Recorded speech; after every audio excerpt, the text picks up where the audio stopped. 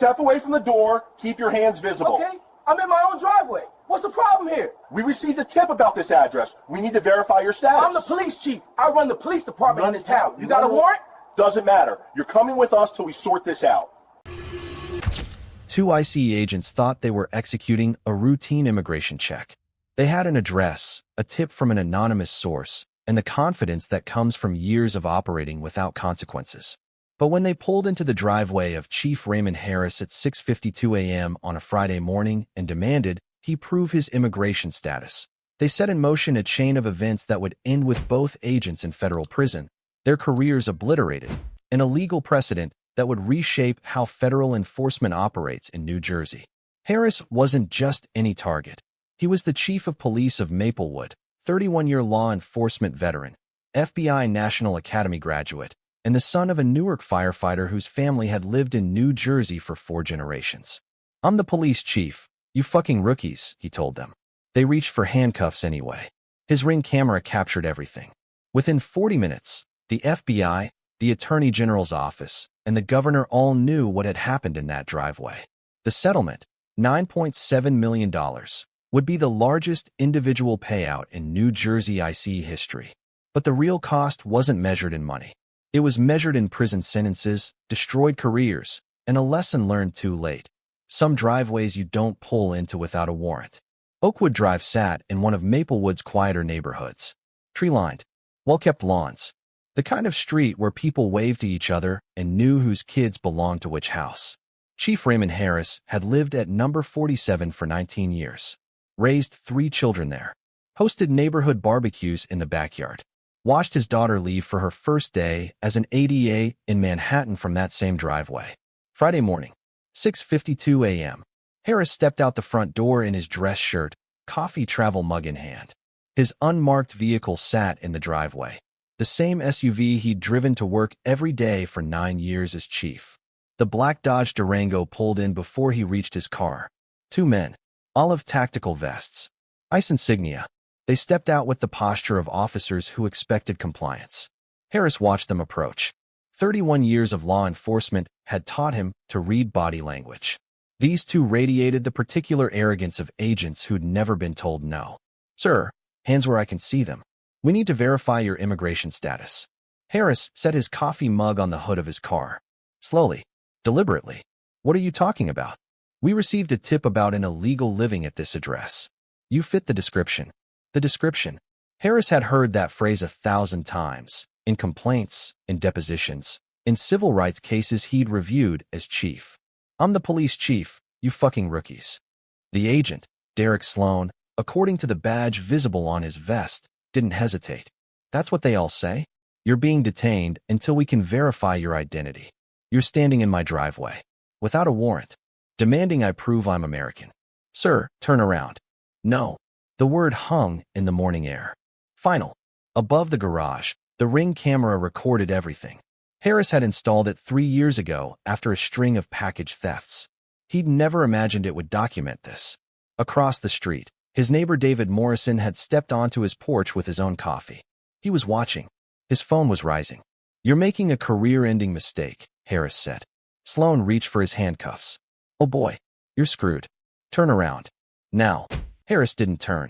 He stood in his own driveway, the house his family had owned for 19 years behind him, and watched 2 federal agents destroy themselves. "For the record, I'm identifying myself as Chief Raymond Harris, Maplewood Police Department. Badge number 001. 31 years in law enforcement." Sloan's partner, Michael Torres, had positioned himself to the left. His bodycam was active. So was Sloan's. 3 recording sources already, and the encounter was barely 2 minutes old. Anyone can claim to be a cop. My credentials are in my back pocket. My badge is in my vehicle. My department is 4 miles from here. Harris gestured toward his SUV. "That's my unmarked unit. Municipal plates. Run them." Sloan didn't move toward the vehicle. Didn't reach for his radio. Didn't do any of the verification that basic training required. "We're not running anything. You're coming with us." "On what authority?" "Immigration enforcement. You need a warrant to detain someone on private property. We don't need a warrant for immigration checks. You do when you're on my driveway, demanding I prove citizenship without probable cause." Torres shifted uncomfortably. His body cam captured the movement, the doubt his partner refused to acknowledge. Derek, maybe we should verify. I said he's coming with us. Harris looked at Torres. Your partner is committing multiple federal violations. Unlawful detention, trespass, Fourth Amendment violation. You're on camera. You're complicit. Sir, we're just following up on a tip. A tip you didn't verify. At an address you didn't research. Against a man you didn't identify. He turned back to Sloan. Last chance. Run my plates. Call my department. Do your job. Turn around. Sloan grabbed Harris's arm. The chief didn't resist. Didn't pull away. Simply stood still while the agent's hand closed around his bicep. You just committed assault on a law enforcement officer. Battery. Unlawful restraint. You're not a law enforcement officer until I verify. I've been in law enforcement since before you were born. I've arrested people for exactly what you're doing right now. David Morrison had crossed the street.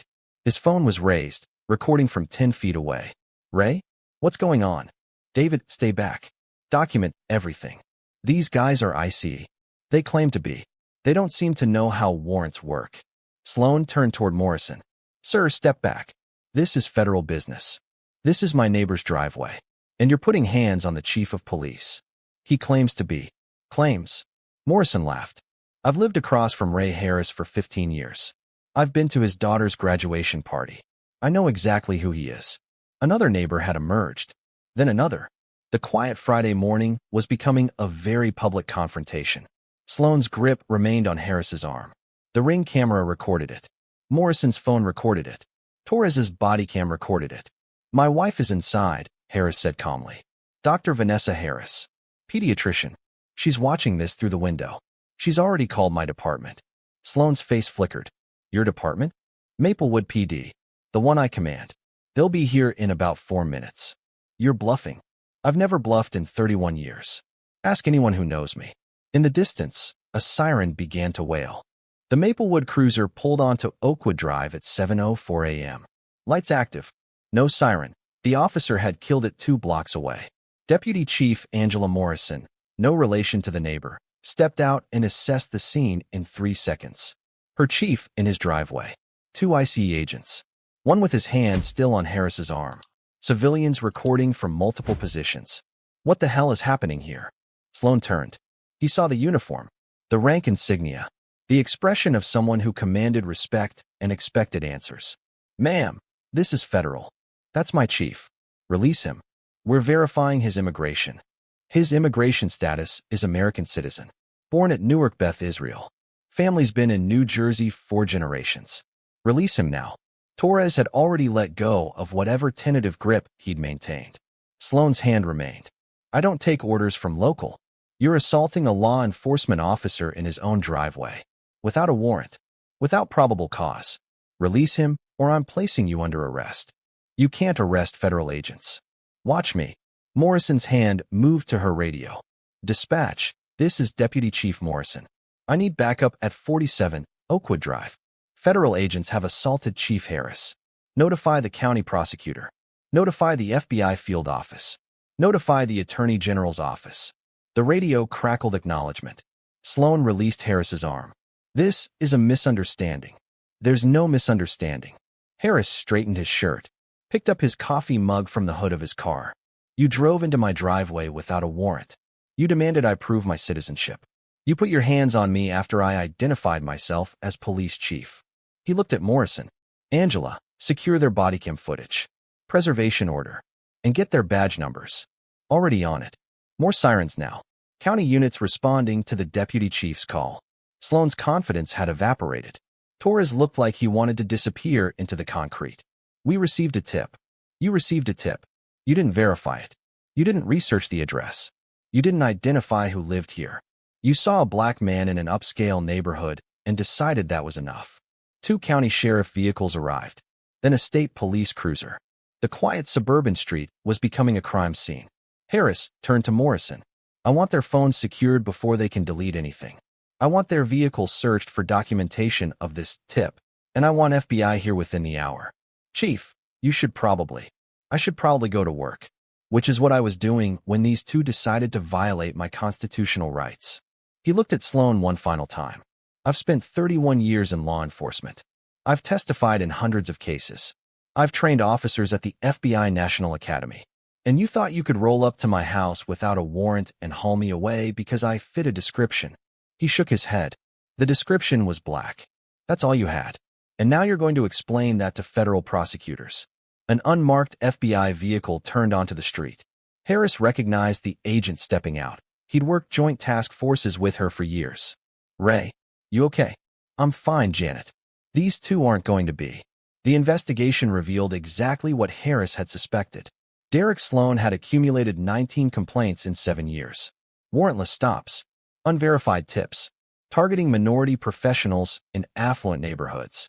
16 dismissed. 3 resulted in reprimands that changed nothing. His stop records showed the methodology. 83% of his enforcement actions targeted Black or Hispanic individuals.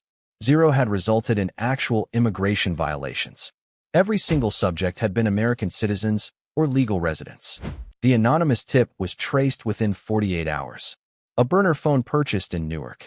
The caller, later identified through voice analysis, was Richard Davenport, a neighbor 3 houses down who had complained about the Harris family's annual 4th of July party for 6 consecutive years. Davenport had a history: noise complaints, parking disputes, a letter to the Homeowners Association questioning whether certain residents were maintaining property values. The language was careful. The intent was clear. He had called ICE because a Black family lived on his street. Text messages between Sloan and Torres painted the operational picture. Got a tip about Oakwood Drive. Nice neighborhood. Probably an overstay. Upscale area. Worth checking. These people think money makes them untouchable. These people. The phrase appeared 17 times in Sloan's communications over 3 years.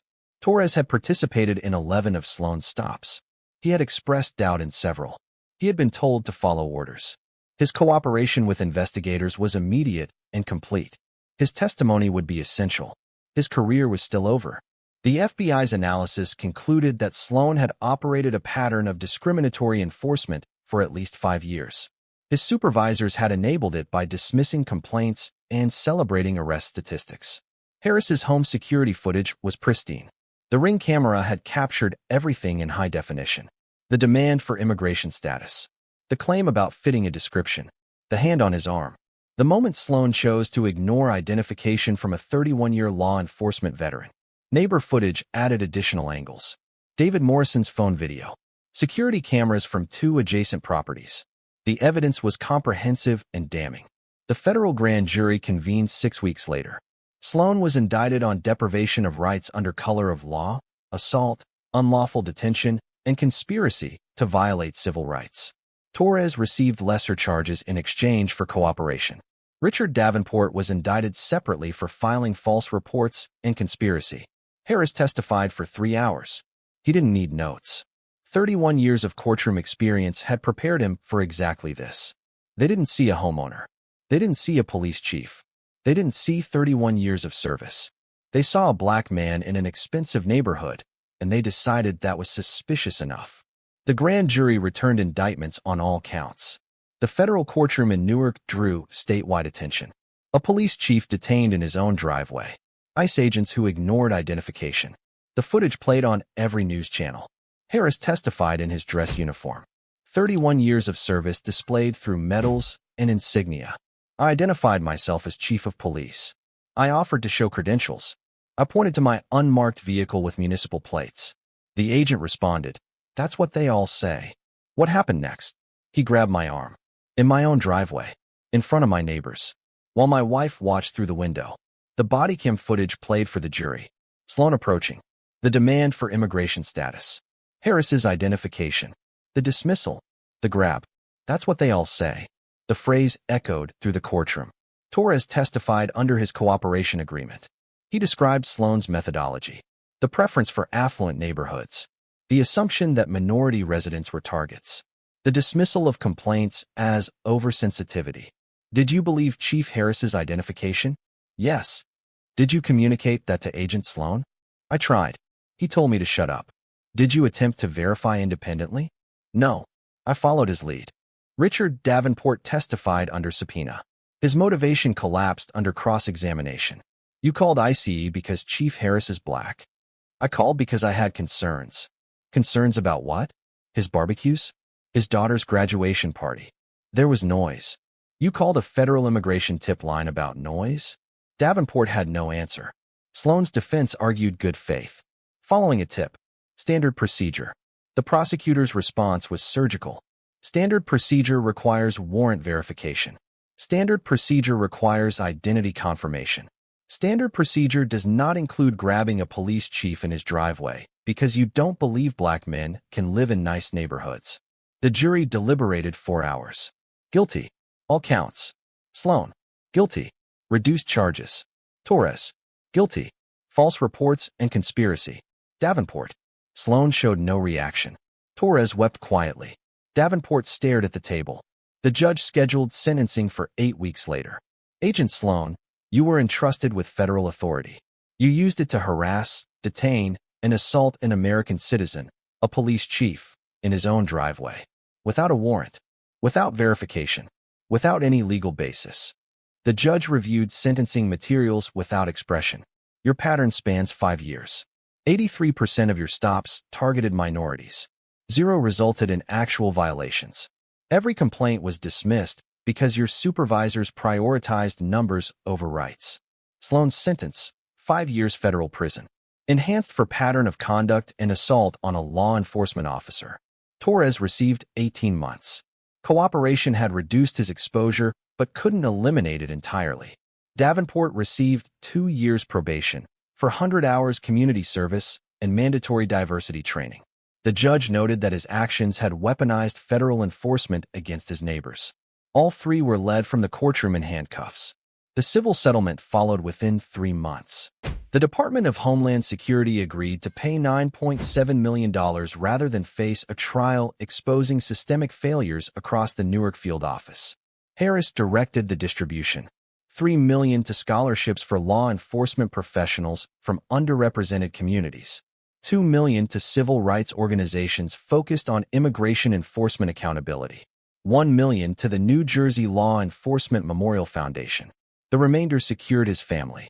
College for his youngest daughter. A foundation in his father's name supporting Newark firefighters' families.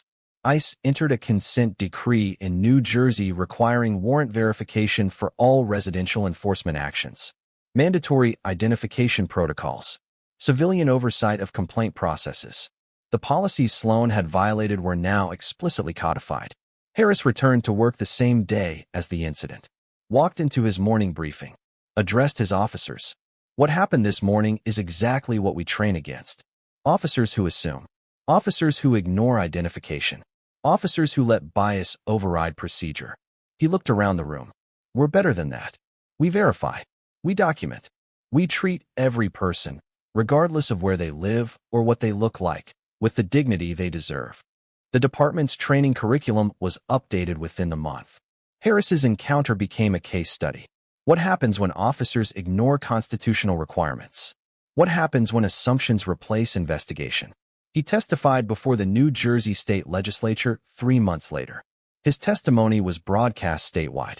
I've spent 31 years in law enforcement. I've arrested violent criminals. I've worked undercover against drug traffickers. I've rescued children from burning cars.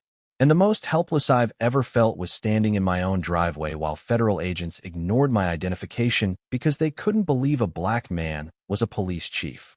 The legislature passed 3 bills within the year.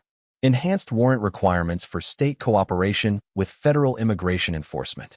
Mandatory recording of all immigration-related stops. Civilian review boards for complaints against federal agents operating in New Jersey. Harris was appointed to the governor's task force on law enforcement accountability. His recommendations shaped policy for the next 5 years. His daughter, the ADA in Manhattan, used the case in her own training materials. His son, the Marine captain, shared it with his military police unit. His youngest, the Howard Sr., wrote her thesis on the intersection of local and federal enforcement authority. 4 generations of service. 4 generations of proving that some families don't need to justify their presence. Richard Davenport sold his house 6 months after the verdict. The neighborhood had made clear he wasn't welcome. No one vandalized his property. No one threatened him. They simply stopped waving, stopped talking, stopped pretending he was part of the community he had tried to weaponize against his neighbors. His house sold for 15% below market value. The buyers were a young black couple, doctors at Newark Beth Israel. Harris helped them move in. David Morrison, the neighbor who had recorded the confrontation, was awarded a civilian commendation by the Maplewood Police Department. His footage had been essential to the prosecution. "I just did what anyone would do," he said at the ceremony. "Raise my neighbor. My friend. I've known him 19 years. Those agents had no idea what they were walking into." The Ring camera footage became part of law enforcement training nationwide. The FBI Academy used it. The Police Executive Research Forum distributed it. The moment Sloan grabbed Harris's arm, and everything that followed, became a teaching tool for what not to do. Harris never removed the Ring camera. It still recorded every morning when he left for work. Same driveway, same routine, same coffee mug. The only difference was the small American flag pin he added to his suit jacket. His father had given it to him decades ago. He'd never worn it to work before. "I'm not making a statement," he told his wife when she noticed. "I'm just tired of proving something that should be obvious." His wife, Dr. Vanessa Harris, still watched from the window every morning. Old habit now, making sure no one else pulled into the driveway with bad intentions. No one did. Derek Sloan served 4 years of his 5-year sentence. Released to a halfway house in Pennsylvania. Barred from federal employment for life. Stripped of his pension. His name appears in law enforcement databases as a cautionary tale. Michael Torres completed his 18 months. He testified at 3 subsequent trials involving ICE misconduct. His cooperation continued. His career didn't. Richard Davenport moved to Florida. Public records show he's been cited twice for homeowners association violations at his new residence. Some patterns don't break. Chief Raymond Harris served 3 more years before retiring at 62. His final day drew 500 people to the Maplewood Community Center, officers, residents, families he'd served for 3 decades. His successor is Angela Morrison, first female chief in department history, first deputy chief to arrest federal agents for assaulting her commander. The Harris family still lives at 47 Oakwood Drive. For generations of New Jersey roots don't transplant easily. His daughter won her first major federal case last year, a civil rights prosecution that cited her father's incident in the opening statement. His son made major in the Marines, still uses the case study in his training programs. His youngest graduated Howard summa cum laude, started law school in the fall. Civil rights focus. The driveway looks the same as it did that Friday morning. Concrete. Unremarkable. The kind of space where Americans should be able to stand without proving they belong. Harris still drinks his coffee there some mornings. Watches the sunrise over the houses he's protected for 19 years. Sometimes neighbors walk by and wave. Sometimes they stop to talk. No one mentions the incident anymore. It's part of history now, documented, adjudicated, resolved. But the Ring camera still records. The flag pin still sits on his jacket. And somewhere in federal databases, the case file remains open as a training reference. Case number 2024 CR 00847. Subject: unlawful detention of law enforcement officer. Location: 47 Oakwood Drive, Maplewood, New Jersey. Outcome: conviction. Settlement. Reform. Lesson: some driveways you don't pull into without a warrant. Chief Raymond Harris proved that lesson the only way available, by standing still while federal agents destroyed themselves. By being exactly who he said he was. By documenting everything. By winning.